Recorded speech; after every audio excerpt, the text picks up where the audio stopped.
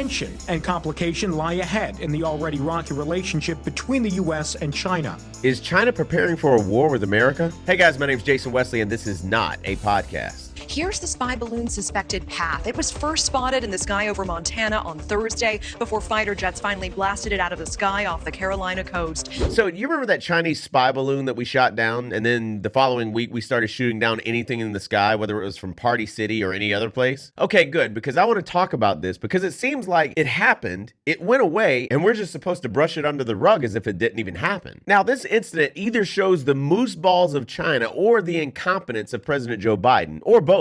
Just to recap, so China was expecting this thing to float across the entire country and gather information, and supposedly no one would notice. One guy did notice, got a camera with a long lens, and took a picture of it and basically forced the Biden administration to own up about China's spy balloon. Billings photographer inundated with interviews after taking viral photo of Chinese spy balloon. Now, Biden gave the order to shoot it down on a Wednesday, but it wasn't shot down until Saturday, when it was off the coast of South Carolina. U.S. fighter jets took to the skies and with a single missile brought down the Chinese spy balloon this afternoon over the coast of South Carolina. When I was briefed on the balloon, I ordered the Pentagon to shoot it down on Wednesday as soon as possible.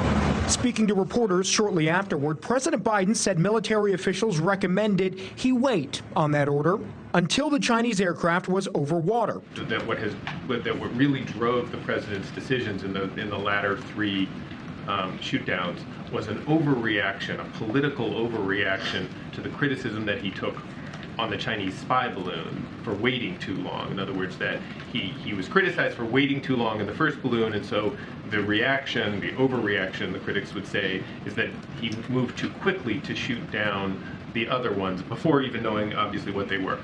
How do you guys respond to that? I'll respond to it this way. Two different things, right? The Chinese surveillance balloon, completely different operation, if you will, a complete different, situation, if you will. It was a balloon, as you all know, that was a Chinese surveillance balloon. Now, there's a lot of states between Montana and South Carolina, and the guy that took a picture of it went on with Glenn Beck and talked about it. I took the initial picture from my office, and then I kind of rushed out to my car because I had my camera in the trunk of my car, but the lens I had was just too short to get anything good. So I actually called the photo editor at the local paper, the Billings Gazette. Larry Mayer is his name, and I worked with him for about 10 years at that paper. And I knew he'd have a big lens, so I had him look up. He's also a pilot, so I thought he might know what it was, but he had no idea either. And then I just rushed home as fast as I could to get my big lens on my camera. Was it hard to see? No, you could see it with the naked eye, and it was still broad daylight. So seeing a bright spot in the sky, and it was circular. It didn't look like a point of light. It looked like a circle. It was very easy to spot.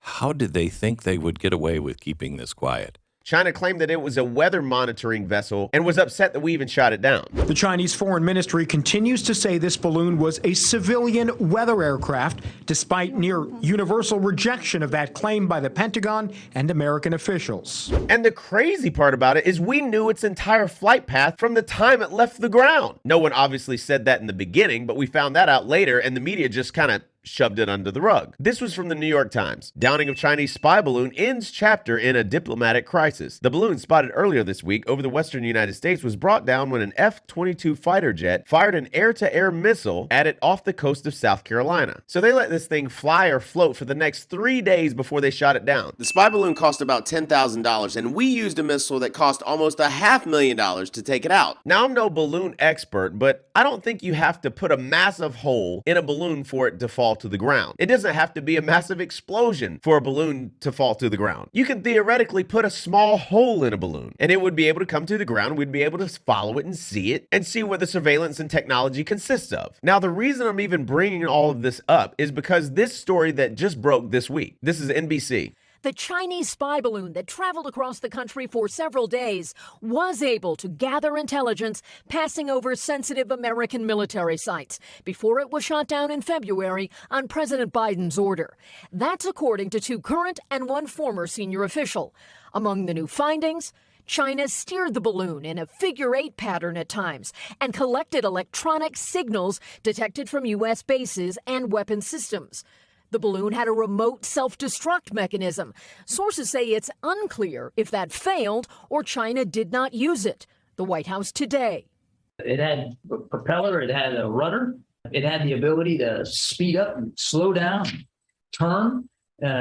It had maneuverability. Sources also told NBC News the balloon was able to send back intelligence to Beijing in real time. Now, the Biden White House said that China didn't get any sensitive information. But let's remember what happened while the balloon was on its path. We were able to collect data from it. We were able to protect our security data on the ground. We were able to protect our security data on the ground and learn from the Chinese surveillance balloon. That's what we were able to do. Pentagon says steps have been taken to protect sensitive intelligence targets on the ground. I hope this isn't the truth, but what if this was a test to see how many balloons that China can get floating into American airspace without America doing anything to respond? What if they wanted to attach ordnance and just drop it from these balloons? What if they wanted to attach a virus and just drop it on American citizens? What if they wanted to do an EMP attack? What if this was a test to see where our military installations were so that they could take them out first if there ever was an attack? I'm just saying, it's not outside the realm of possibility. This was back in November of 2022 from The Guardian. Xi Jinping tells China's army to focus on preparation for war. Xi Jinping has told the People's Liberation Army to, quote, focus all its energy on fighting in preparation for war. And this is from Newsweek, March 4th, 2023. China's Xi Jinping is getting ready for war, Russian analyst says. The exchange appeared on a Russian news program and was shared across social media by Russian Media Monitor, a watchdog group dedicated to reporting on the country's state-controlled news apparatus on Friday. Since coming to power, Comrade Xi has been getting ready for war. He gave an order to prepare an army that is capable of winning war. Xi Jinping has no doubts about the plans of Americans. Here's a little bit of that exchange with captions at the bottom. Товарищ Си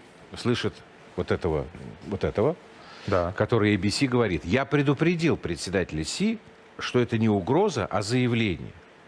И вот интересно, вот у товарища Си какая реакция в этот момент? Ну, он Нет, что говорит? Товарищ Си с момента, и как долго это может момента вот такая прихода к власти кошки-мышки такие продолжаться? Товарищ Си готовится к войне с прихода к власти. Он дал приказ готовить армию, способную побеждать в войнах. Никаких сомнений насчет планов американцев у Си Цзиньпина не существует. Но Китай не боится этих планов. Не боится, но и не более боится. того, я хочу важную вещь просто дополнить. Уже санкции вводятся. Ну, против этой компании, которая снимки предоставляет. Еще 12 компаний. Так или иначе, объем санкций, которые нужно ввести, американцы введут. Без относительно помощи Китая и Российской Федерации. Я понял.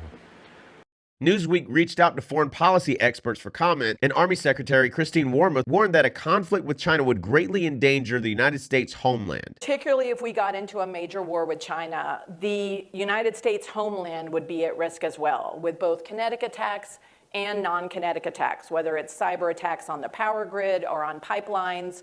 And the United States Army, I have no doubt, will be called to provide defense support to civil authorities. And that's something that people often put as an asterisk, but it's actually going to be incredibly important. You know, they are going to go after the will of the United States public. They're going to try to erode support for a conflict.